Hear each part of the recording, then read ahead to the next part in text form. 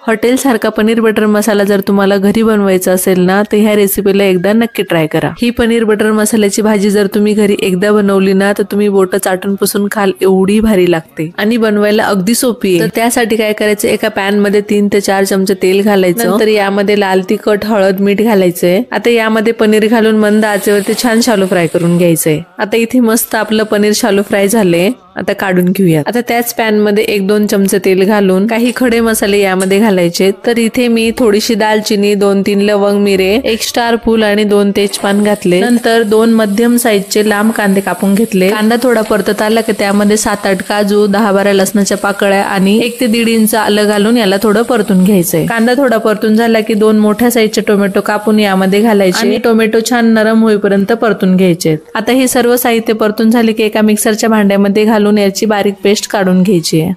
बारीक पेस्ट करत असताना यामध्ये थोडंसं पाणी घालायचं आणि परत एकदा फिरवून घ्यायचं। हे बघा अशी बारीक प्युरी तयार झाली आहे। पॅन मध्ये आपल्याला बटर घालायचं। बटर विरघळलं की आपल्याला त्यामध्ये तेजपान आणि दालचिनी घालायची आहे। आता परतून झालं की त्यामध्ये आपल्याला जी प्युरी बनवून घेतली होती ना, ती घालायची आहे। आता कमी गॅसवरती 2 मिनिटं प्युरी परतून झाल्यानंतर यामध्ये 1 चमचा लाल तिखट, 1 चमचा गरम मसाला, 1 चमचा किचन किंग मसाला, अर्धा चमचा धने पावडर, पाव चमचा हळद आणि चवीनुसार मीठ घालायचं। मसाल्यांना व्यवस्थित मिक्स करून मिनिटभर परतून घ्यायचं। नंतर यामध्ये 1 ग्लास गरम पाणी घालून ग्रेव्हीला छान हलवून घ्यायचं। आता यावर झाकण ठेवून 5 मिनिटांसाठी ग्रेव्हीला तेल सुटेपर्यंत शिजवून घ्यायचंय।